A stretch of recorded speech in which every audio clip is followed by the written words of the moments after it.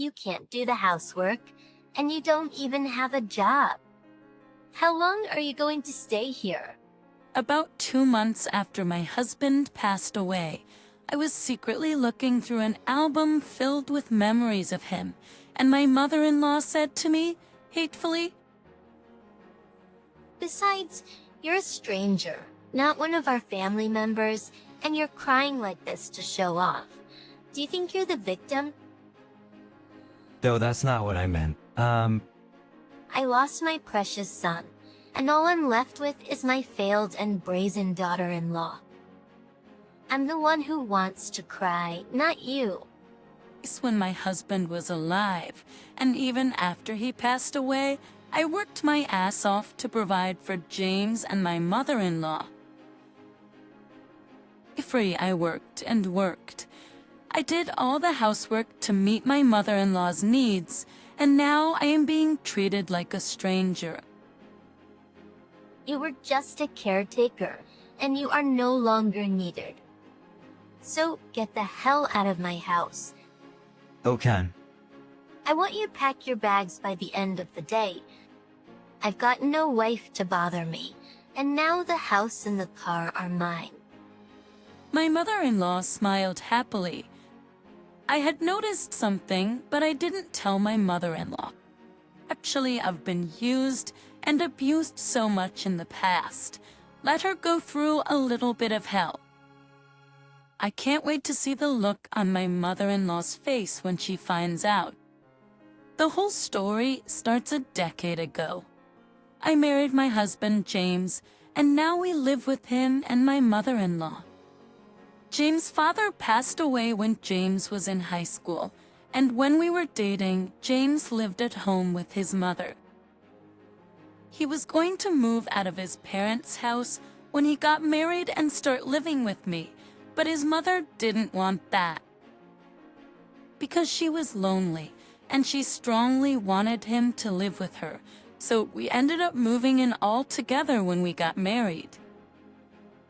We had saved money together before we got married, and we built a house at the same time we got married, so my mother-in-law was going to live there with us.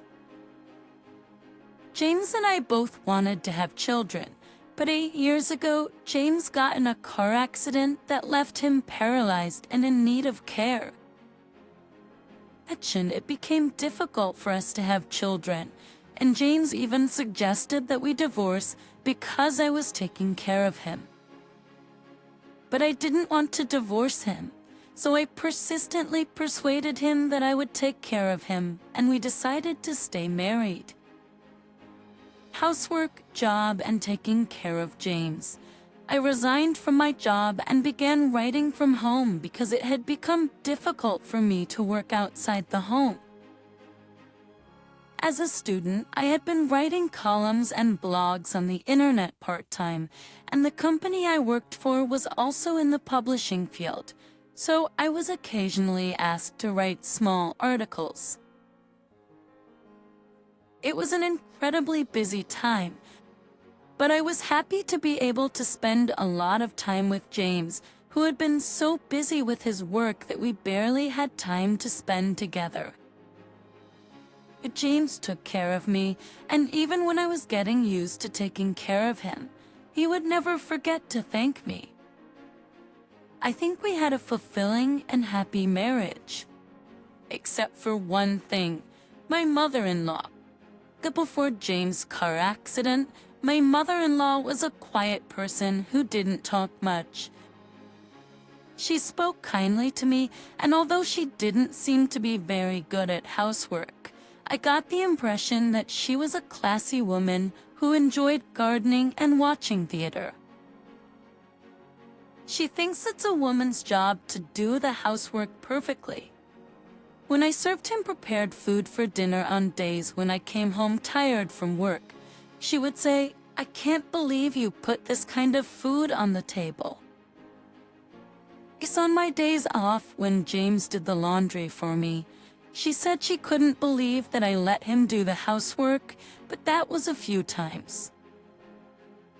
I didn't mind, because she just laughed then and said that things were different now compared to the past, and that she was sorry. But after James got in a car accident, she took advantage of the fact that he didn't see me and started to go against me more and more. She used to take care of herself. Now she puts all the housework on me, saying it's just added work and that she doesn't think it will make a difference with one more person to take care of. She never used to say anything about buying food for her or James, but now she checks what I buy without her permission and blames me for wasting money if there is even a small amount of sweets. No matter how much I loved James and how fulfilled he made me feel every day, to be honest, I was physically and mentally exhausted. My mother-in-law's sarcasm hit hard on me. On top of that, my mother-in-law didn't understand the work of a work-at-home writer. So when I was working in my room or living room, she thought I was playing on a computer, and she would sarcastically criticize me. She also asks me to go buy fruits at the supermarket, even when I'm working. But to tell the truth, I was getting tired of living with my mother-in-law, but I didn't want to worry James because he thought that she and I were getting along well. To tell the truth, I was getting tired of living with my mother-in-law, but I didn't want to worry James because he thought that she and I were getting along well. She was a nice and calm person with some sharp words, but she never yelled at me or threw things, so I decided to ignore her and let her get on with her life. After living like this for quite a long time, when I got used to caring for James and living with my mother-in-law, suddenly James collapsed and passed away due to a subarachnoid hemorrhage. I was unprepared for the suddenness of it all and couldn't even say goodbye to him. There were so many things I had to do. I had asked my supervisor for an extension on my writer's job and was given one. Our house is a mess because of all the housework I haven't done, but I don't feel like doing anything. No matter what I did, it didn't feel real, and I felt as if I was detached from myself. I don't feel alive, yet I get hungry and sleepy every day. My body is trying to live, while my mind has abandoned living. It was strange. I didn't care about anything. But the only thing that kept me sane through it all was my concern for my mother-in-law. After James passed away, my mother-in-law became a different person. She started raising her voice at the slightest thing. Once, when the housework was out of control, I didn't notice a little dust on the TV. My mother-in-law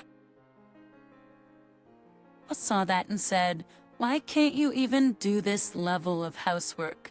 There's still dust here. Can't you see it?" She exclaimed hysterically. I tried to soothe her, but her mood kept getting worse, and look from on stire tree. When she raised her voice, she was out of control. She had lost her husband early and her precious only son, so no wonder. It would be dangerous to leave my mother-in-law alone in this condition, and I would feel bad for James, who was worried about her. I decided to live together with my mother-in-law. When I made this decision, strangely enough, I suddenly felt the energy to live. The days have been like walking on a cloud. But suddenly, everything became a reality for me. I'm sorry, I'll clean up right away. Please calm down. Who the hell do you think you are? I'm calm. Get on with the cleaning. I can't believe she can't even do this. What a lousy wife he got. Atorred, the days had been like walking on a cloud. I felt like a lost child, but suddenly everything became a reality for me. After I began working faster and more efficiently than ever before, and I cleaned up every single mess in my house. I prepared healthier meals than I had when James was here, and tried to include as many of my mother-in-law's favorite side dishes as possible. To whenever I had some free time at work, I even invited my mother-in-law to go to the theater with me, hoping that she would feel a little refreshed. However, my mother-in-law's hysterics did not stop. In fact, they seemed to intensify day by day. I told myself every day that it wasn't hard, and I tried my best to live with my mother-in-law while thinking about James. But one day, everything suddenly became hard, as if a thread had been cut. Suddenly, I wanted to see James. I opened an album of photos of James, as if I was being drawn to it. I was so taken aback by the many smiling faces of James in the album that I couldn't help but gasp. James was looking at me with my favorite smile, from the time we met to after we were married. I reached out for James, but all I felt was cold. I can no longer hear his voice. I can no longer touch him. I felt like I was being reminded of something so obvious. I couldn't help but shed a tear or two. Once they flowed one after another like a dam. I cried aloud like a child. I had never cried with such emotion since James left. Welcome home. I'm sorry. I'll get, the dinner ready right away. With that, I put the album away and hurriedly got up. I'm sure my eyes are bloodshot and swollen, so I'm sure she knows I've been crying. I'm about to walk past my mother-in-law, feeling a little embarrassed when she stops me and says, Lily, were you crying? I'm sorry I showed you my embarrassment. My mother-in-law stared at me with emotionless eyes. I was hoping that my mother-in-law might say something comforting or encouraging at that moment. No matter how sarcastic she might normally be, we were both people who had lost loved ones. We shared the same pain. You're not a family member, but you're playing a victim. You're such a nasty woman. You are a stranger, not family. I'm sure you're not sad that James is gone. You went to all this trouble to make a show of it, and you cried like a liar. No, I was not acting. I'm sad about James too. You're full of lies. I'm tired of living with you. You're just a caretaker. How long do you think you're going to stay here? Get your stuff and get out of here. I was too shocked to say anything to my mother-in-law. I thought I had been supporting my mother-in-law for a long time, even though my heart was worn out. I knew she was probably grieving more than I was, so I didn't expect her to be grateful to me. Actually, I felt like by supporting and comforting my mother-in-law, she was also comforting me in my suffering. But I had no idea that my mother-in-law thought of me this way. If she had said it to me while she was in a state of hysteria, I might have been able to let it go. But when my mother-in-law said it to me in a calm state, I was at my wits' end. Did my mother-in-law think like that from the bottom of her heart? I decided to leave the house. That night, when I told my mother-in-law that I was leaving the house, she smiled and nodded calmly as before. I felt sorry for my mother-in-law to get her out of the house who was not working, so I decided to give her the house. I asked her what I should do with the car, which had originally belonged to James' father and had been given to James to take care of, and she happily told me to leave it all behind.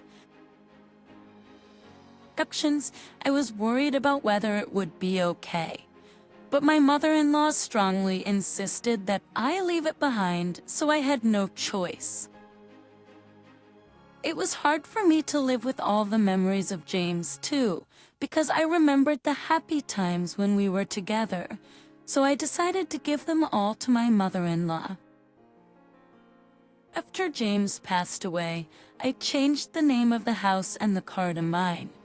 But now I changed everything to my mother-in-law's name.